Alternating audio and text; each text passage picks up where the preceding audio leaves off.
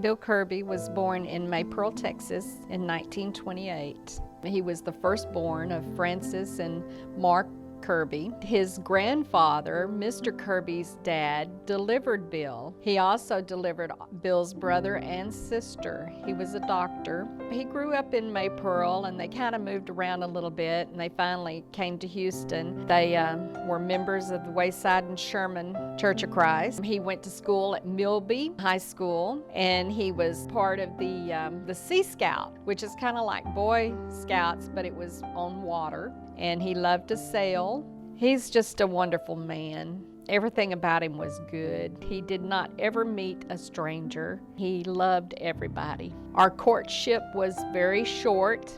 I think we both knew exactly what we wanted. We only went together probably 6 or 7 months. Then we moved into the house. Actually, he moved into the house first. He bought the house. We decided that's where we wanted to get married. He told my mother that he had everything moved into the house and all he needed now was to move me in. So we were married at the house where we lived for 48 years, and he always made everybody feel welcome. He was a comedian too, and he wrote poetry. He wrote me a lot of poems that I still have and cherish today.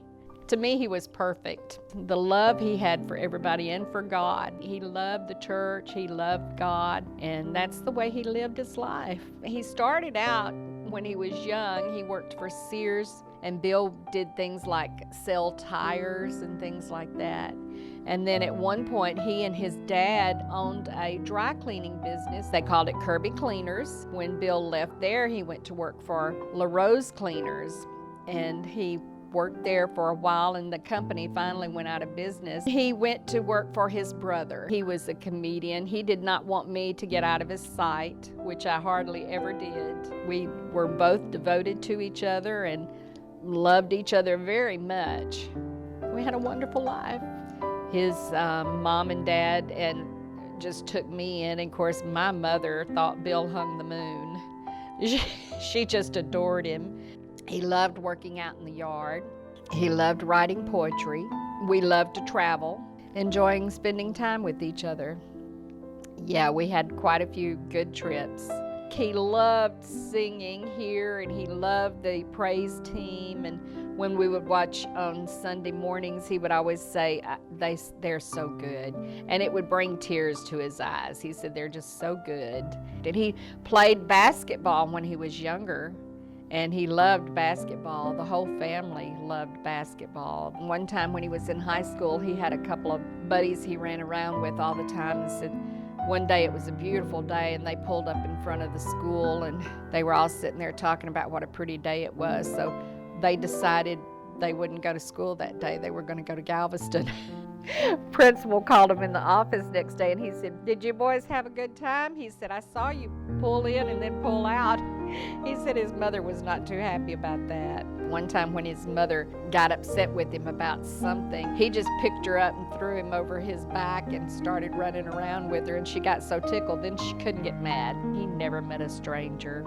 He was always nice to everybody, and everybody loved him. I've been getting all kind of cards and comments from people in the neighborhood and from here, from Southeast, that said how he inspired them, and the neighbors said, he was always there to help them, and yeah, he was just a good man. One of the things that really stands out in my mind is the day when the preacher called him out, when Rick got up and he said, "I don't normally do this, but today I'm going to make an exception. From where I sit, I have a direct view of Bill Curby."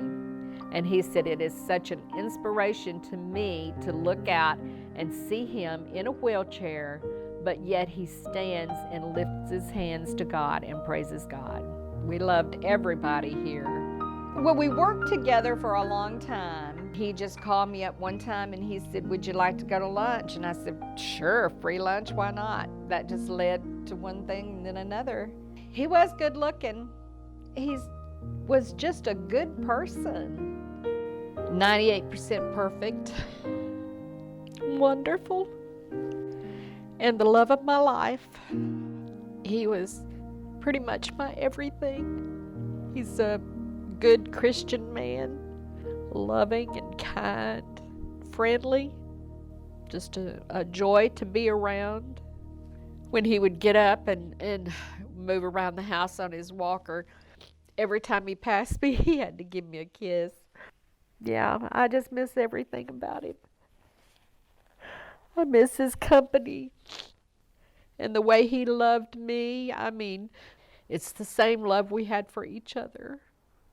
There's going to be an emptiness there forever. But I do miss him.